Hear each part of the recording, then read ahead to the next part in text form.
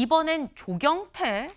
이게 무슨 얘기냐? 기사 같이 보시죠. 뒤숭숭한 국힘, 조경태 해수부 장관설까지 나온다라는 겁니다. 이해운 기획예산처장 이 후보자 이 지명되고 난 다음에 국민의힘 뒤숭숭한 지금 그런 상황인 거죠. 근데 여기에 더해서 조경태 의원이 해수부 장관 되는 거 아니야라는 얘기까지 나오고 있다는 건데 이런 얘기가 대체 왜 나오는 건지 직접 들어보시죠. 지금도 또 해양수산부 장관 자리에 또 다른 국민의힘 의원을 데려갈 것이라는 흉흉한 소문조차 돌고 있는데 이런 것이 모두 사실은 진영을 분열시키고 또 배신자들을 이용해서 자신들의 정권의 이익을 챙기려는 그런 더러운 정치의 한 모습이 아닌가 생각합니다. 예. 혹시 뭐 제안을 받거나 하시진 않으셨습니까? 네, 아직 그런 제안 받은 적은 없고요. 어쨌든 그런 이름들이 오르내리는 것은 뭐 있는 것 같은데 저는 제가 하고 싶은 일은 어려운 우리 당을 다시 재건하고 우리 당을 보다 더 혁신해서 국민들께 저는 희망이 있는 그런 정당으로 만드는 데 제 역할이 있다면 그게 최선을 다하고자 합니다. 당을 위한 역할이면 그럼 장관이 혹시 제안이 오더라도 생각은 없으신 걸로 좀 이해해도 되겠습니까? 네, 물론입니다. 네.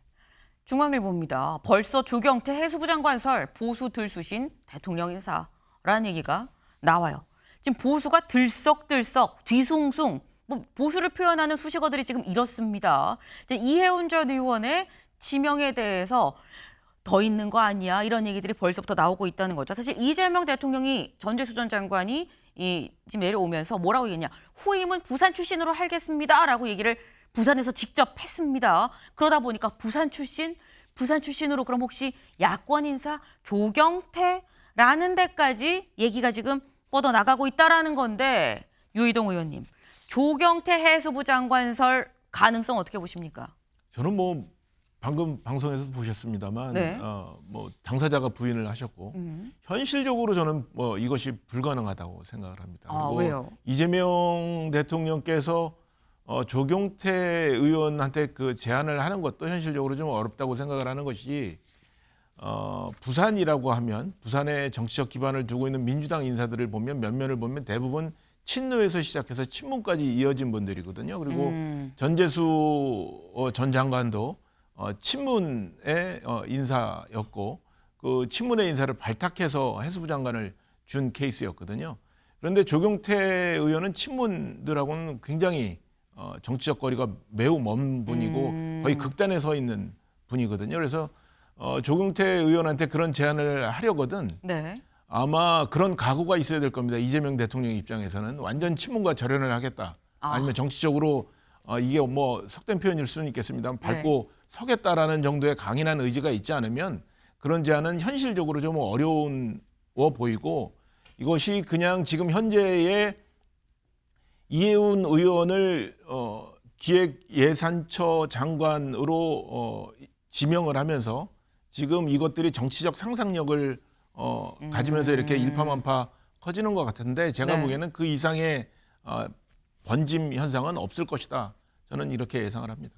네. 지금 만약에 조경태 의원한테 해수부 장관직을 제안한다는 건 친문을 버린다는 선언이나 마찬가지다라고 지금 말씀을 하셨어요. 근데 사실 이게 이해운 전 의원에 대해서도 이해운 전 의원을 장관으로 예측하지 못했었던 깜짝 인사긴 했었거든요. 때문에 손명수 의원님, 사실 이해운 후보의 경우에는 당내 의견이 좀 갈려요. 뭐 통합도 한계가 있는 거 아닙니까? 뭐 이런 얘기도 나오기도 하고요. 만약에 조경태 의원한테 해수부 장관 지명이 간다고 한다면 이건 어떻게 감내 가능한 범주입니까? 어떻습니까? 조경태 의원은 사실 민주당에서 정치를 시작하신 분이잖아요. 네. 그래서 3선 하시는 동안 민주당에서 하셨고 그 후에 이제 당을 바꿔서 또 3선을 하셨는데 국민의힘 내에서 상당히 비교적 합리적인 분이시고 소신이 있는 분이시고 그래서 대통령님께서 부산에서 인재를 찾겠다고 하셨기 때문에 널리 인재를 찾는 차원에서 지금 부산에서 6선을 하신 분이고 지금 이제 부산에서 인재를 찾겠다고 하는 게 해수부도 부산으로 지금 이전을 그쵸. 하잖아요. 오늘 아마 이제 되는 걸로 알고 있는데 그렇게 하는 이유가 북극 항로 때문이거든요. 북극 항로가 부산항이 기점입니다. 그러면 지금 수에즈 운하를 통해서 가는 것보다도 약 15일이 단축이 돼서 기간과 시간과 비용 면에서 엄청난 효과가 있고, 그렇게 되면 부산항을 기점으로 해서 우리 경제적 효과가 굉장히 크기 때문에 부산을 지금 해양 수도로 발전시키겠다는 그런 취지고, 그런 의미에서 본다면 뭐 이혜원 의원에 비해서는 훨씬 더 수용성이 있지 않을까 그렇게 생각이 됩니다. 네. 조경태 의원 임명하면 친문을 버리는 거예요 라는 말씀에 이혜원 의원보다는 훨씬 수용 가능성이 큰데요 라는 말씀을 하셨어요. 더불어서 어떤 이 전직 차관의 면모도 같이 좀 볼 수 있어요. 북극 항로 얘기를 막 이렇게 하시면서 차관의 면모 좀 볼 수 있었는데, 일단 실체 여부는 잘 알 수 없습니다. 현재까지 당사자는 아직 없어요라고 지금 얘기를 하는 조경태 해수부 장관 설. 근데 이혜훈 예산처장 후보자, 예산처 장관 후보자, 그리고 조경태 해수부 장관 설, 이게 다냐? 사실 앞서서 은연중에 알게 모르게 상당히 많은 사람들이 여권으로 갔다라는 겁니다. 누가 갔는지 좀 볼까요? 네, 이렇습니다. 일단 처음에 김상욱 의원이 탈당하고 대선 전에 민주당으로 갔죠. 그리고 권오울 전 의원, 사실 이 국힘 보수 소속이었던 이 보수에서 이 국회 사무총장까지 했었습니다만 국가보훈부 장관으로 갔습니다. 그리고 이번에 이혜훈 전 의원 기획예산처장 후보자, 그리고 김용남 전 의원 역시 대선 전에 이재명 대통령 지지를 했었다라는 거죠. 사실 이석연 법제처장이 다시 또 뭐 국민통합위원장 간 것도 있고요. 이 넓게 봐서는 허은하 이 개혁신당 전 대표가 국민통합비서관으로 간 것도 따지면 사실 이게 한두 명이 아닙니다. 그래서 중앙일보는 오늘 제목을 뭐라고 뽑았느냐 같이 볼까요? 이혜훈 배신, 연이은 보수의 전향, 국힘은 그게 더 아프다라는 거예요. 유이동 의원님. 네. 더 아픕니까? 중앙일보만 아픈 건 아닙니까? 뭐 저 아프다는 표현을 부인하기는 좀 현실적으로는 좀 어렵죠. 그렇지만 지금 앞서 언급해 주셨던 그런 인사들의 면면을 보면 네. 모든 정권 초에는 상대당에 있었던 의원들이나 인사들이 여당, 집권 여당으로 옮겨가는 사례는 늘 있었던 사례고 뭐 특별히 이번만 저렇게 숫자가 과하게 많거나 이런 거는 아니고요. 저분들이 이런저런 정치적인 이유, 정치적인 목적 때문에 옮겨가는 거기 때문에 그런 것이 뭐 지금 현재 국민의힘의 결정적인 뭐 아픔이 될 것 같지는 않습니다만, 다만 저 중앙일보에서 지적하는 부분은 이런 것 같아요. 국민의힘의 인사들이 이렇게 옮겨갈 때는 그 사람들을 붙잡아 맬 수 있는 더 강력한 미래나 매력이 좀 있어야 되는 거 아니냐. 그런 미래와 매력을 제시하는 데는 지금 국민의힘이 실패하고 있는 거 아니냐라는 취지의 글인 것 같아서요. 네. 저는 그 부분에 대해서는 일정 정도 동의를 합니다. 지금 국민의힘이 잡아둘 만한 매력이 없다는 진단에는 동의할 수밖에 없다. 그 부분이 뼈아프지 않을 수 없다라는 지금 그런 말씀이에요. 네. 사실 이번 이혜훈 전 의원이 이번에 장관 지명을 받는 거에 대해서 어제 장동혁 대표한테 기자들이 물어봤습니다. 그랬더니 장 대표 이렇게 얘기했거든요. 잠깐 들어보시죠. 우리가 그동안 보수의 가치를 확고하게 재정립하지 못하고, 그리고 당성이 부족하거나 당에 대해서 해당 행위를 하는 인사들에 대해서 제대로 조치를 하지 못했기 때문에 이런 일들이 벌어진다고 생각합니다. 오히려 중도 확장은 중도 확장대로 하되 이렇게 당을 배신하고 당원들의 마음에 상처 주는 인사들에 대해서는 오히려 과감한 조치가 필요하다고 생각합니다. 유이동 의원님. 지금 아까 뭐 나간다는 사람 발목을 잡을 만한 매력도가 없어서 그런 것 같아요라고 말씀하셨는데, 지금 장동혁 대표는 당성이 부족해서 해당 행위를 철저하게 처벌하지 못해서라는 취지로 지금 얘기를 하고 있거든요. 장동혁 대표가 어떤 취지에서 저런 말씀을 하셨는지 충분히 이해를 합니다. 다만 이혜훈 후보자 같은 경우에 겉으로 보여지는 모습은 당성 면에서는 저는 상위 1% 안에 들어갈 정도로 모든 사람들이 인정하는 수준 아니었나 이렇게 생각을 하거든요. 그런데 그분도 떠나셨잖아요. 그러면 겉으로 표현되는 당성과 실질적으로 내재적으로 가지고 있는 당성을 어떻게 확인을 할 것이냐. 그리고 설사 당성이 조금 부족하더라도 정당이라는 것은 집권이 목표고 집권을 하기 위해서는 선거에서 이겨야 하는데 선거에서 이기기 위해서는 상대방보다 한 표라도 더 받아야 되는 거잖아요. 그러면 순도가 높은 사람들을 모으는 것도 중요하지만 순도가 상대적으로 떨어지더라도 상대적으로 저 당보다는 우리 당이 매력을 더 갖게 하는 그런 것도 동시에 진행이 돼야 되겠죠. 앞서 말씀 주셨던 당성 그리고 당성에 위배되는 사람들에 대한 강력한 당해 조치. 네. 저는 이건 반드시 필요하다고 봅니다. 왜냐하면 당이라는 게 어떤 조직체고 공동체이기 때문에 이 규율을 유지하는 것은 매우 중요하니까요. 동시에 그것만 가지고를 유지하기는 어렵고 어떻게 우리가 매력을 확보할 수 있는가에 대한 고민도 함께 진행돼야 된다고 봅니다. 네. 지금 장동혁 대표의 말도 일리가 있지만 하지만 같이 병행해야 될 사안이 사실상 좀 안고 함께 가는 그런 부분이다라는 그 말씀을 지금 하셨어요. 동아일보 같이 볼까요? 장동혁, 이해운 배신, 당성 부족 방관 탓, 이준석, 배신자 낙인 대신 열린 못으로 가야 됩니다. 라고 이준석 개혁신당 대표는 또 어제 아침 회의에서 이렇게 얘기를 했습니다. 직접 들어보시죠. 반면 보수 진영은 그동안 내부 동질성 강화만 외쳐왔고 이제 더 이상 외연 확장이 불가능해졌습니다. 보수는 닫혀가고 민주당은 열려가고 있습니다.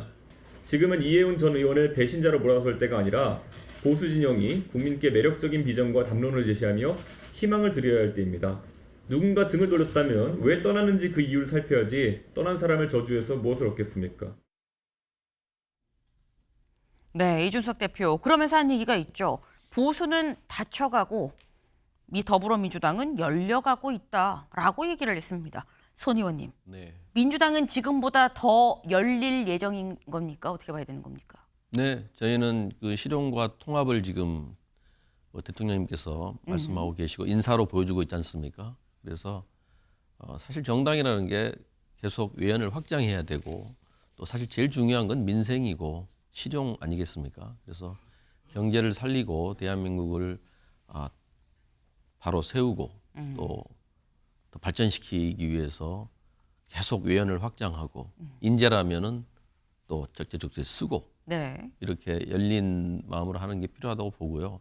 지금 유희동 의원님께서 말씀하신 것처럼 사실 당성이 저는 뭘 의미하는지 모르겠는데 이렇게 소수로만 가는 게 정당의 목표가 아니지 않습니까? 그런 의미에서 저는 국민의힘이 하루빨리 지금 좀 내란과 절연을 하고 건강한 보수로 다시 태어나기를 바랍니다. 네. 사실 야당이 건강해야 여당도 또 같이 크는 면이 분명히 있죠. 그러다 보니까 국민님이 빨리 좀 내랑과 좀 절연을 하고 같이 좀 갑시다라는 취지로 지금 말씀을 주셨어요. 네. 일단 민주당 입장에서는 좀 더 대통령도 그렇고 좀 더 이 야권의 손을 더 내밀 수 있을 것으로 지금 보이는 그런 가운데 이해운 이 장관 후보자에 대해서 지금 굉장히 여야를 막론하고 이런저런 말들이 많죠. 근데 어제 이런 논란 가운데 이재명 대통령이 이렇게 얘기를 했습니다. 기사 같이 볼까요? 이 대통령 탄핵 반대 이해운 본인이 단절을 표명해야. 어제 강유정 대변인 이재명 대통령이 처음 청와대 와서 티타임 하면서 이렇게 얘기했어요 라고 얘기했거든요. 직접 들어보시죠. 서로 같은 생각을 가진 사람들만 정부를 구성한다기보다 서로 다른 생각을 가진 사람일지언정 격렬한 토론을 통해서 접점을 만들어가는 것이고 과거에 좀 용납할 수 없었던 내란이나 혹은 이런 부분에 대한 발언에 대해서는 본인이 직접 좀 더 충분히 소명해야 되고 그 지명을 통해 충분히 자신의 실력을 검증받아야 하고 국민의 검증도 통과해야 된다. 이런 방식의 말씀을 하셨습니다. 네.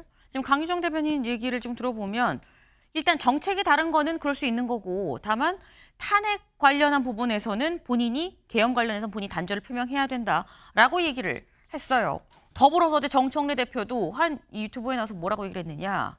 과거 허물이 있다면 반성하고 새 각오를 할 수 있도록 채찍을 가하되 이 대통령의 결정은 믿고 도와달라라고 또 얘기를 했습니다. 근데 이 얘기인 즉슨 이게 손 의원님, 네. 이재명 대통령이 본인이 단절을 표명해야라고 얘기했다는 얘기는 단절을 표명하면 같이 갈 수 있어요라는 얘기로 들리거든요. 네, 본인이 당연히 사과할 거 사과하고 정확하게 본인이 단절을 명확하게 밝히고 네. 당연히 필요하다고 생각이 되고요. 또 지금 인사청문회를 통과해야 되잖아요. 그 과정에서 국민 검증을 통과해야 된다. 이렇게 말씀하셨거든요. 그래서 당연히 지금 경제 전문가로서 발탁이 되셨기 때문에 본인의 능력을 이제 앞으로 발휘해서 경제 발전에 역할을 해보겠다 하고 지금 수락하신 거잖아요. 그런데 사실 내란 과정에서 또 본인이 한 그 말과 발언. 행동이 있기 때문에 네. 그 부분에 대해서는 또 분명한 사과와 단절, 절연 의지를 밝히는 게 필요하다고 생각합니다. 사실 이재명 대통령 그리고 정청래 대표의 얘기에서 봐도 앞서 그런 행동이나 발언이 있었다고 해도 본인이 그걸 공개적으로 청문회에서 아닙니다. 안 그럴 겁니다. 단절하겠습니다.